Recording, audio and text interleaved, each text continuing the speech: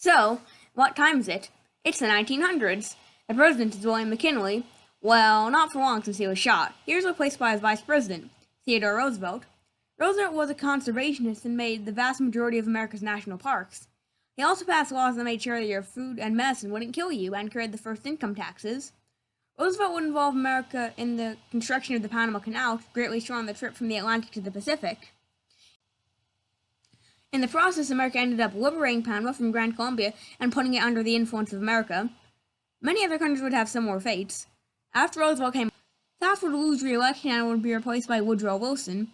Wilson is considered one of the worst U.S. presidents, and for good reason. Wilson refused to pass progressive laws such as child labor laws and women's suffrage until he was practically forced to. In 1914, World War I began. Wilson refused to involve America in the war. In 1915, German submarines sank the RMS Lusitania, which was carrying hundreds of Americans. Still, Wilson refused to involve America. In 1917, Germany sent the Zimmermann telegram to Mexico. The telegram asked Mexico to declare war on America. Britain intercepted the telegram, and America joined the war. Wilson passed the Sedition Act, which would greatly limit free speech. It turns out that Wilson had plans to create the Sedition Act before the war, which just makes him even worse. American troops arrived to the front lines in 1918, the last year of the war, but were a great help in winning. American recruitment for the war is often attributed to the spread of the 1918 flu pandemic, or Spanish flu. This pandemic would go on to kill as many as 50 million people. In 1920, Prohibition began. It prohibited the sale, production, and transportation of alcohol. Several gangs arose that would illegally make and sell alcohol. This caused lots of violence. In the 1920s, the American economy grew rapidly. More people were investing than ever before. People became overconfident in the economy. Many people thought that the economy would never crash. And then, in 1929, it did. The stock market saw one of the largest drops in its history. There was a major run-on to bank, leading to millions losing their money. Around the same time, there was a large series of dust storms called the Dust Bowl that led to massive crop failures in the Midwest. This time of major economic downturn is now called the Great Depression. Then President Herbert Hoover got all the blame. Hoover tried to mitigate the effects of the Great Depression, but was rarely successful. Hoover would lose re-election in 1932 to Franklin Delano Roosevelt, or FDR for short. Roosevelt would initiate measures that would try to end the Great Depression, and over the next few years, those measures would be successful. In 1939, World War II began. Roosevelt refused to involve America. In 1940, Roosevelt would be re-elected to a third term, becoming the first and only president to do so. Growing tensions between the U.S. and Japan led to FDR moving the American Pacific Fleet to Pearl Harbor in Hawaii. On December 7, 1941, Japan won a major bombing raid on Pearl Harbor, destroying many ships. The U.S. declared war on Japan shortly after would declare war on Germany and Italy. While many ships were destroyed at Pearl Harbor, the dockyard used to build and repair them were not, meaning that the Navy could recover quickly. The U.S. military quickly grew from being small and weak to being one of the strongest in the world. The U.S. began to slowly take over Japanese-held islands in the Pacific. The U.S. took part in Operation Torch, in which the Allies invaded North Africa and would later lead the Allied invasion of Sicily. It would also play a major part in the D-Day invasion in 1944. Eventually, Germany and Italy surrendered, but Japan still remained at war. The U.S. would develop the nuclear bomb and drop nukes on the Japanese cities of Hiroshima and Nagasaki. Japan surrendered. After the war, there was a major growth in tension between the U.S. and the Soviet Union. In 1949, the Soviets created their first nuclear bomb. Then President Harry Truman created the Truman Doctrine, which said that America would protect nations from communist influence. The Cold War had begun. After World War II, Germany split up into 4 regions of occupation. The Allied occupation zone unified to form West Germany, but the Soviet-controlled area refused to join. Despite the city of Berlin being entirely within the Soviet zone, the western part of the city was under Western control. The Soviets blockaded West Berlin, meaning that no supplies could get in or out. The goal of this blockade would be to force Germany into handing over West Berlin. There was just one problem. 3 air corridors had been guaranteed to West Germany, meaning that all supplies could just be flown in. The Soviets ended the blockade. After the blockade ended, the U.S. and their allies formed the North Atlantic Treaty Organization, or NATO for short. NATO's main purpose would be to fight against communism. Similar to Germany, Korea was split into communist and capitalist zones. The North, which was communist, declared war on the South. A coalition led by the U.S. and the United Nations fought against the North. And yes, the United Nations, the Organization of Peace, led a coalition of nations to war.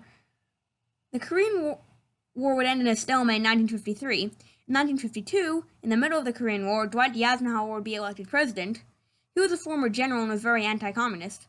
In 1956, the Suez Canal, which was controlled by Britain, was attacked by Egypt.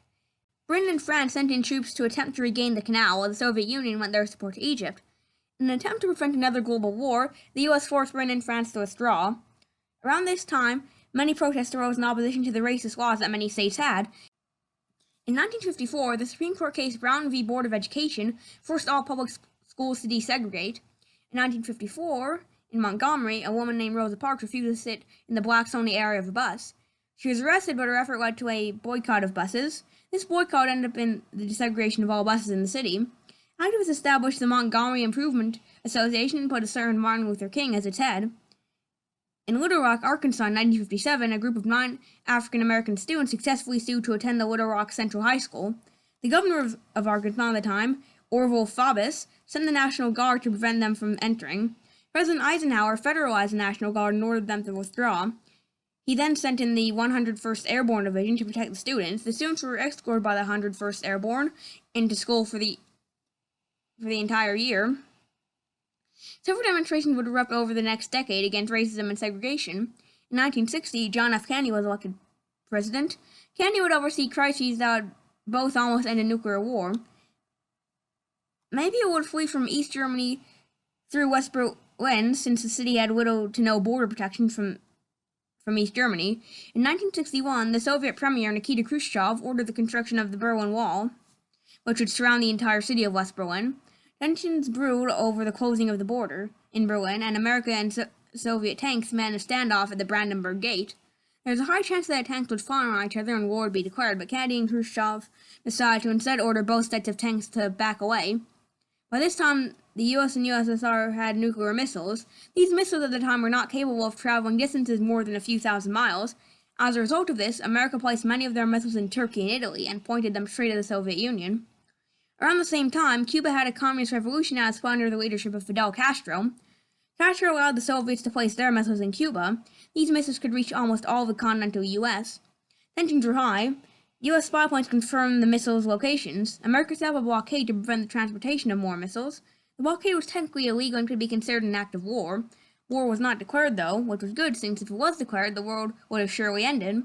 The Soviets agreed to remove their missiles from Cuba, and America agreed to do the same in Turkey. Around this time, the US and Soviet Union both tried to influence countries throughout the world, primarily newly independent countries. Oh, now I forgot to mention the whole space race thing, but I'll make a video on it eventually. In 1963, nonviolent protests erupted in Birmingham, Alabama. Despite the peacefulness of the demonstrations, many participants, including their leader Martin Luther King, were arrested. The protests began to run out of manpower, but a settlement was agreed upon. It said that lunch counters and other public places had to be desegregated. Word about MLK would lead a major protest march on Washington, D.C., and in which he gave his famous I Have a Dream speech. Shortly after that, President Kennedy was assassinated and the presidency was handed to his vice president, Lyndon B. Johnson. Protests led to Johnson passing the Civil Rights Act of 1964. The act forbade discrimination on the basis of race, gender, national origin, and other factors. This did not solve all issues, though. Many people were denied voting rights for many reasons. This led to a march from Selma to Montgomery, Alabama. Demonstrators marched across the Edmund Pettus Bridge in Selma and were met by police. The police brutally beat many of the protesters. A few days later, President Johnson created the Voting Rights Act that forbade voting restrictions. In 1968, Martin Luther King was assassinated in Memphis. A few days later, the Civil Rights Act of 1968 was passed. It forbade discrimination with regards to housing on the basis of race or religion. Let's backtrack to the 1950s. Vietnam had just gained their independence from France. They were split in half into a communist zone in the north and a capitalist zone in the south. This settlement was only a temporary solution in the lead-up to an election to see if Vietnam would be a communist or capitalist state. The South knew that they would lose the election since they had a smaller population. As a result, they declared war on the North. At first, America only sent military advisors, but eventually under Johnson, they sent the military to intervene. It'd be a large part of the perceived domino effect. The domino effect was an idea that if one country fell to communism, others nearby would too. America believed that if Vietnam fell to communism, so would the rest of Southeast Asia. A drought was set when many young Americans were forced to go off to find Vietnam. Many anti-war protests arose and the counterculture began. Despite the protests, the war had no sign of ending. In 1968, Richard Nixon was elected president.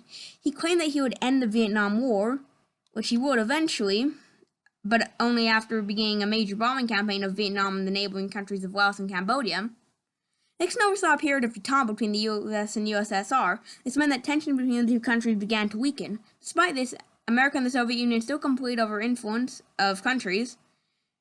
A few of Nixon's staff members broke into the Watergate Hotel in Washington, D.C. to gather information on the Democratic Party. Because of this, Nixon was impeached but resigned before the Senate could vote on his removal. Nixon would be replaced by Gerald Ford. Ford would not do much and would lose. Carter sent American support to Israel during the Yom Kippur War against many of the oil-rich Arab nations. These Arab nations would refuse to trade oil to the U.S., leading to a major rise in prices. In 1979, a revolution in Iran occurred, and the U.S. embassy staff in that country were held hostage by revolutionaries. Carter was unable to secure a release of the hostages. As a result of these two crises, Carter would not be re-elected and would be replaced by Ronald Reagan. Reagan was a staunch anti-communist. Around this time, the detente began to collapse and there was another rise in tensions. The U.S. exerted a harsh economic and military pressure on the Soviets. Then Soviet leader Mikhail Gorbachev began to give greater autonomy to Soviet satellite states and create Glasnost and Perestroika, which would give more freedoms to Soviet citizens. Many Soviet puppets began to abandon communism, and in 1991, the Soviet Union collapsed. And then the 90s happened, but they're not that interesting, and now is the 21st century, and since recent history is too controversial, that's where I'll leave this off. I hope you enjoyed this series.